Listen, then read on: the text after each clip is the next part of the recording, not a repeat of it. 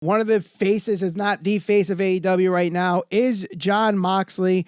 And it was announced that he signed a contract extension that runs through 2027.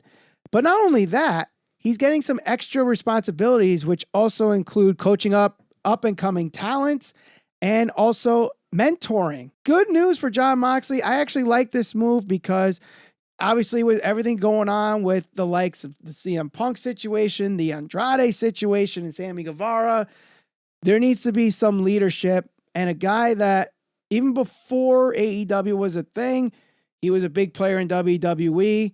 And even if he may have not liked the way he went out toward the tail end of his WWE career, has a lot to offer some of these young talent that are just coming from the indies and could show them, look, this works, this doesn't work. You know, doesn't actually have to be the WWE way, but I've been around the game. I've seen different promotions. I've worked at different promotions.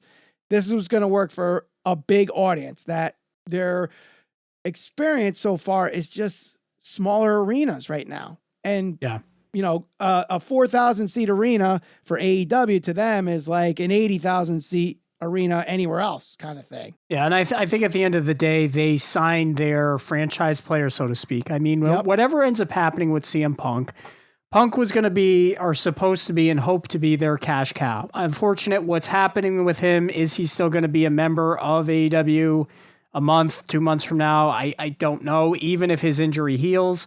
So that's really kind of an unfortunate two-headed monster there with Punk. He's either hurt or he's got some backstage drama going on. So with Moxley, they've signed the guy that's been there from the beginning, probably their most important and reliant champion that they've had. So good for Tony Khan to actually sign him for 5 more years.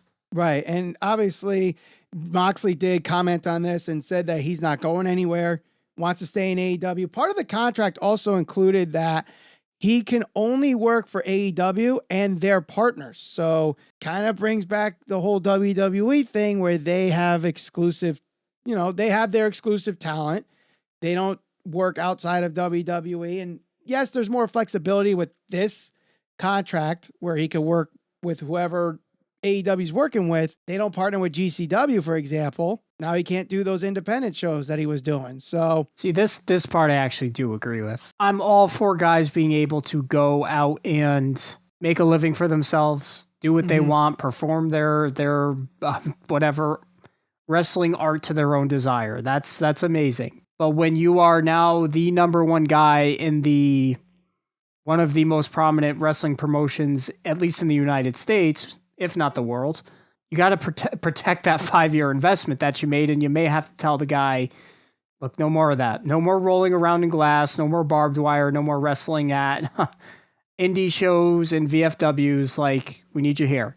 Can't risk you getting hurt there and then being the champion, and then the match with Hangman Page we're building up because, you know, maybe not on a small level, but it happened on a larger scale when he was hurt and could not work the match against Omega when he got hurt in New Japan. So no, I totally agree. Although he would be allowed to work with New Japan, I believe, because if the partnership's still there, despite this possible partnership with WWE, I don't know. That's just rumor and speculation at this point. But